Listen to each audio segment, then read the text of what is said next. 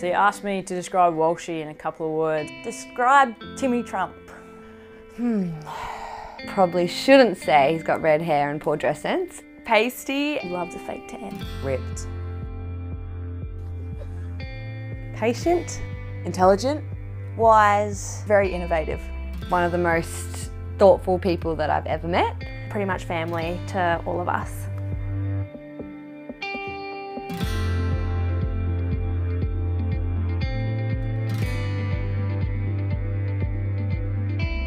I was playing rugby in Italy and I was asked by Dave Nucifor and Anthony Eddy whether I wanted to coach the Australian Women's Sevens team. And I laughed at it really. I was like, no mate, I don't want to coach the women's team.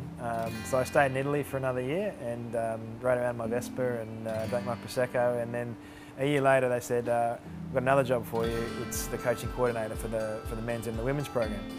So that sounded a lot better to me, and I thought I'd sort of focus my energy towards the men. And after 6 months in the job, completely embarrassed by what had happened 18 months earlier. It was just an incredible, I thought, vision for Australian Women's Sevens, but you know, to where to take or be part of this journey with Sevens. I had been asked what's it like to work with all the girls, and I said it's like going to a school and I'm the only boy and I just get bullied every day.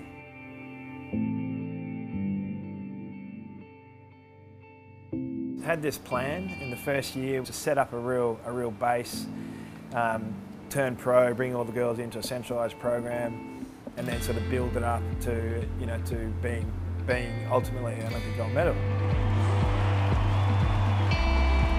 First tournament out in Dubai, made the final. The New Zealand were beating us, I think 24-0, and we came back and won it, which was awesome. So we ended up winning. First time I was head coach out, and it sort of put us that belief and that start all the way through for us.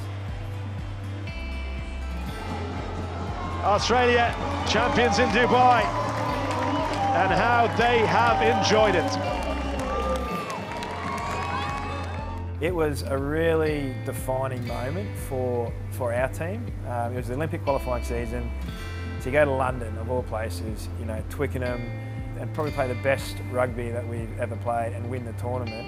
Was just a really defining moment in our character, and knowing that you know, if things go wrong or whatever, how to find a way and build ourselves back up again and execute, you know, what we came there to do. So to do it in London was pretty extra special as well.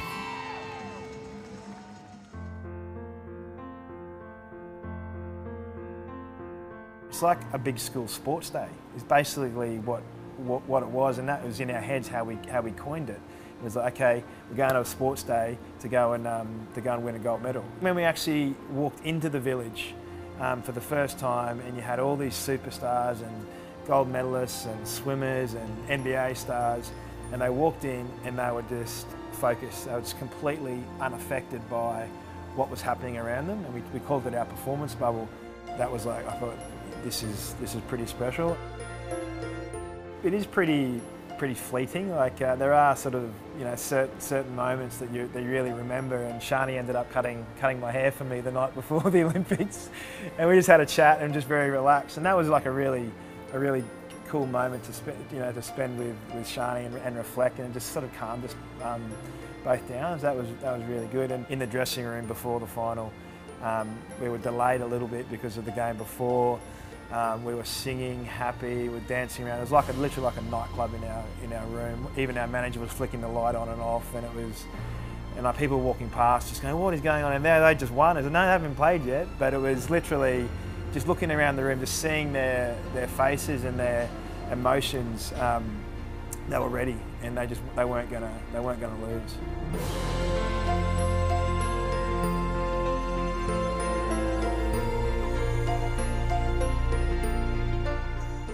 We started off 4 or 5 years ago for most of us girls not having played sevens, not knowing the rules of sevens. The fact that he could bring together a vast variety of girls from different backgrounds and different sporting organisations and bring them together and mould them into a culture-driven and incredibly dynamic and fun family team to win a gold medal is something that is a pure credit to his ability as a coach. He's given the girls the confidence to go out there and play for their country and strive to be better every single day. I don't think he gets the credit of what he should. Here's the reason why we're playing, and here's the reason why we want to keep playing and why we want to leave the Australian Women's Sevens a better team. The future of the game it's very positive, and that's something that's exciting, and all the hard work that Walsh has put in, and I guess that he can step aside and see where it goes from now. For me, the last 5 years, the things that have really sort of touched me are the relationships that I've had with the staff and the players, and moments like that that I really sort of cherish. There isn't a thing that I wouldn't do for this team, and the girls, you know, for each other, and that sort of brings out, I reckon, a whole new motivation to go out and win. And the toughest group of girls that I've ever met. But when you've got that love for each other and that bond, you know that they've got your back, and that's what wins you championships. The way that they've impacted my life and taught me, like when I started, it was really my first professional job as a coach. What they taught me in the 5 years is hopefully just as much as I taught them.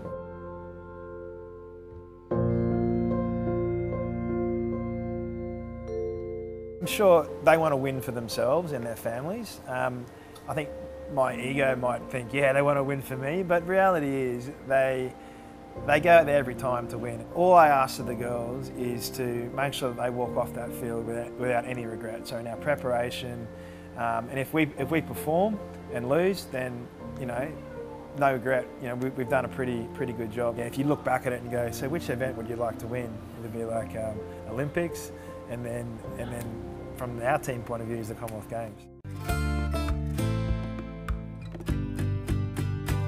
Literally, there are so many. We had all this footage that I'd collected over the last sort of 5 years, and every now and then we sort of watch them or show them. And there was particularly one prior to the Olympics. Well, part of my selection was to show this documentary to the girls that I'd selected, and I'd already obviously edited and watched it, but I just watched them, and just to see their faces, the tears, the smiling, the laughter, and it was like. Yeah, it was nice to be part of what they'd gone through and have a bit of an impact on their life. To grow together to get to that point has just been, yeah, I'll be forever thankful, and very nice memories to look back on with them. We haven't actually said our goodbyes yet. I'm not ready to say goodbye. I didn't know what to say. Oh, damn, it's my favourite. Walshy, from the absolute bottom of my heart, I want to thank you. Just want to say thank you so much for everything you've ever done for me. I truly appreciate it. Walsh, I just want to say thank you so much for everything that you've done for me and the team. I really hope that we can send you off with a big bang in this last tournament. We've had an amazing journey across the last 4.5 years. It's something that has been very memorable and something that I'll cherish for the rest of my life. I really appreciate the hard work and time you've put in with the squad, so thank you very much for all of that. Thank you for helping me, not just on the rugby field, but becoming the person I am today. Maybe there will be tears this time. I'm going to miss you, and I can't wait to share future times together, although not as coach and player, but I'm sure there'll be many more memories to make in the future.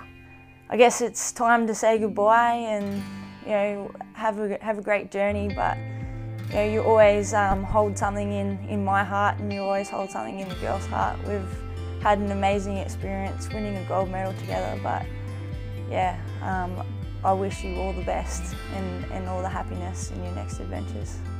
We want to thank you so much from the bottom of our hearts for everything that you've done. We'll obviously miss you, but I can't wait to take over your coaching job.